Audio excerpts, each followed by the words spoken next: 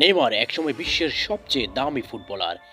PSG ছেড়ে Saudi আরবের আল হেলালে যোগ দিয়ে নতুন এক অধ্যায় শুরু করেছিলেন, কিন্তু সেই অধ্যায় যেন খুব দ্রুতই শেষ হয়ে গেল। চোটের কারণে তেমন আলো ছড়াতে না পারা নেইমার অবশেষে আল হেলাল ছেড়ে চলে যাচ্ছেন। 2023 সালে নেইমার যোগ দিয়েছিলেন সৌদি প্রো লিগের ক্লাব আল হেলালে। বার্ষিক প্রায় $10.4 কোটি বিশাল চুক্তি। ব্রাজিলিয়ান সুপারস্টারকে নিয়ে সমর্থকদের মধ্যে দারুণ উত্তেজনা ছিল, তবে একের পর এক চোট তাকে মাঠে আটকে রাখতে পারেনি। পুরো মৌসুমে মাত্র 60টি ম্যাচ খেলতে পেরেছেন তিনি। মাঠে নেইমারের দক্ষতা নিয়ে কোনো প্রশ্ন নেই, তবে চোট যেন তার সবচেয়ে বড় শত্রু হয়ে দাঁড়িয়েছে।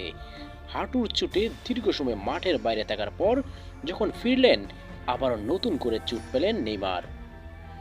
শেষ পর্যন্ত আল হেলাল জানিয়েছে নেইমারের সঙ্গে তাদের চুক্তি পারস্পরিক সমঝোতার ভিত্তিতে বাতিল হয়েছে। ক্লাব থেকে জানানো হয়, আল হেলালে নেইমার যা দিয়েছেন তার জন্য আমরা তাকে ধন্যবাদ জানাই। আমরা তার ভবিষ্যতের সাফল্য কামনা করি। নেইমারের ভবিষ্যৎ গন্তব্য এখনও নিশ্চিত নয়, তবে গুঞ্জন আছে তিনি তার প্রথম ক্লাব সান্তোসে ফিরতে পারেন। অনেক ব্রাজিলিয়ান সুপারস্টারই ক্যারিয়ারের শেষ ভাগে এসে নিজ দেশে খেলতে পছন্দ করেন। নেইমার কি সেই পথে হাঁটবেন, নাকি ইউরোপ কিংবা অন্য কোনো জায়গায় তার নতুন অধ্যায় শুরু করবেন?